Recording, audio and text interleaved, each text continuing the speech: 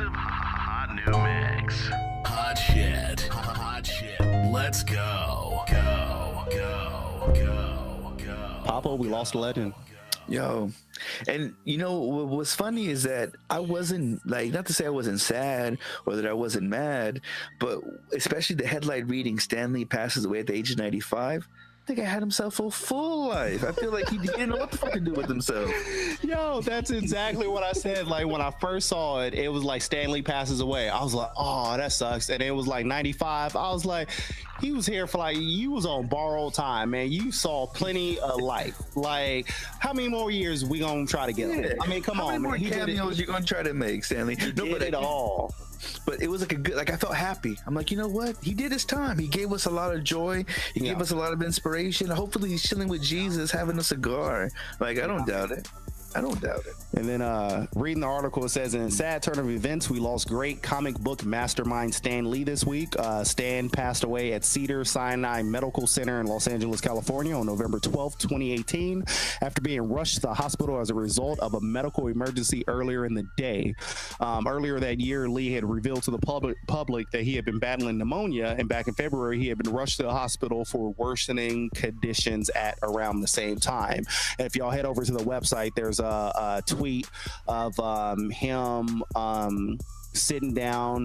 There was a camera on him one day, and they were sitting and they were talking about fans, and he talked about just how much the fans meant to him. Like, it really touched him that people rock with him so much.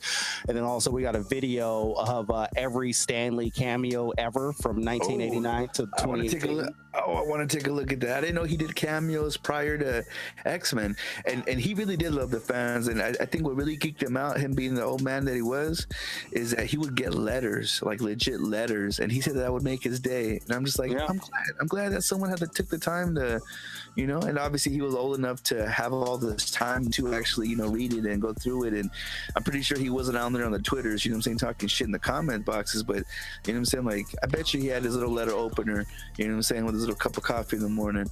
You did. Yeah. And what's dope too is more than likely we're still going to see him on Marvel movies for another couple years, because I remember hearing about a year or two ago that the great majority of his cameos, they recorded a whole bunch of them in advance, because Marvel normally knows, like, okay, these are the movies we're going to make for the next 10 years. And so they recorded a whole bunch of cameos going forward, because again, the nigga's like 1,008, so they knew he was going to pass away at some point. So over the course of the next several Marvel movies, we should still be getting cameos by him. So shouts out to him. And then I am somebody who I wish I grew. So like, I kind of talked about it, like growing up, I wasn't a big comic book person. I was a big X-Men person. That was the one comic book I rocked with heavy as a kid, was X-Men. I don't know what it was about X-Men, but it just resonated with my soul. So that was the one comic book I followed. But I didn't really get sucked into the whole Marvel stuff until, honestly, I hopped on the bandwagon with the Marvel stuff and with the movies and Infinity War and all that. Like, I got caught up into the Marvel universe over the past year or two. So this didn't hit me as hard as some people. This hit really hard because they're like, yo, this dude, basically, this was my childhood. Like, I grew up off this guy or whatever. But still, nonetheless, shouts out to him. And at the same time too, I was saying, because he hasn't been in the trenches. Like, he created these things, but he hasn't, you know, kind of given all the storylines. But again, I'm not taking away nothing from the man, because he, you know, he's more of the mastermind behind it. So that is the thing not to take away from. I think his name was Jack Kirby, is the one that helped him with a lot of stuff or whatever. But Stan Lee was kind of the mastermind to kind of get some of the stuff started. Like, similar to, a good example is in music, you have Dr. Dre. Dr. Dre is a great and a legend. Now, does Dr. Dre write all of his raps, if any? No. And is everything that says produced by Dr. Dre 100% produced by Dr. Dre? No. But there is something about Dr. Dre and his vision. When he touches stuff, he takes it to another level. Yo, recently he's been working with Anderson .Paak again, and I gotta say, Anderson .Paak is, even though I didn't like that track he had with Kendrick, he had this song called "Bubbling," where the video, man, like they putting money into this cat, and I like him. But I haven't heard that song, but I do like Anderson .Paak. But no, but shouts out to Stanley. So we'll see what happens. And then also, what's up? I was just saying, I'm gonna be happy to be able to see him in the cameo. That's what's up. Like that. Yeah.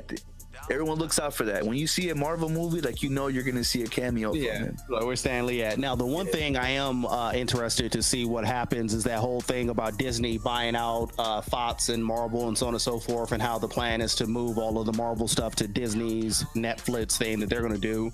And so it'll be interesting to see how all that plays, you know, down the line. Because even with the Netflix shows, Iron Fist got canceled.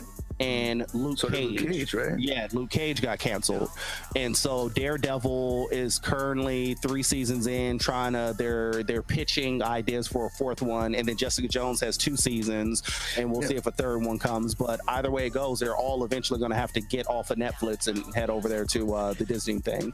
I'm wondering, because I don't know how they can generate more business unless it's a matter of how they latched on to Netflix to begin with. So I don't know how they get their cut. But I'm wondering, was it just a matter because of Disney having their own platform pretty soon? Or was it because they could possibly be wanting to bring them into the cinematic universe of, you know, in the movies? Or could it just be that just people weren't really rocking with it, and the black thing it was nice to have a black hero that got people gassed up? But it's like, all right, let's. Well, so for what I can pick up from my personal experience, Iron Fist I thought was horrible. Like, I tried for months to watch the Iron Fist series. I thought the main character was bland. Like, I could not get into the story. So Iron Fist, when it got canceled, I wasn't surprised, because me personally, I didn't enjoy it. Then moving over to Luke Cage, I am someone who season 1, I was a big Luke Cage fan. I really liked it. I really enjoyed it. But I felt like the Spike Lee of Marvel stuff, if that makes any sense. Well, yeah, because it was like more so than Black Panther. Yeah, it was a hip hop. It was a hip hop story, if you will. But I think I think they messed up is the main bad guy. There was a bad guy that was on season 1. Spoiler alert. His name was like Cottonmouth, and his bad guy character was like, this dude was ill. He was dope. And then by the end of the 1st season, he dies. And so I started watching the 2nd season, and I got like 2-3 episodes in, and like they were introducing this new bad guy. It's not the same. Like, that other dude, that should have been the main villain through the story. And so personally, if other people were like me, they tried to get into season 2 and was like, nah, this ain't it no more. Like, it didn't rock. And then there was other things, like they were trying too hard. Like, I know there was some kid that in the season 2, it's some kid following him around, and he's trying to record videos, and so they can go viral. And then like at the end of like episode 1, like Luke Cage like saves the day, and he looks at the camera and he dabs, and it was so it was so corny. It's like, dog, like y'all, like, and it was an example of y'all were so hip hop that 1st season, and now I can tell some white people in the boardroom now I could, like, oh, you know what those kids are doing nowadays? Make them do the dab. Dab. That sounds cringeworthy. I mean, it was irrelevant. But what was mad embarrassing was in Black Panther when they made the Uggs or Crocs reference. It was like, what are those? You know, that one didn't. It wasn't as bad to me. It was kind of dated, but it was like, okay, I was like, I can see what you're trying to do. But maybe because it was just dated. The dab one was like super dated. Like, it was like, because that's part of the thing when you make a movie. You know what annoys me is when people call out that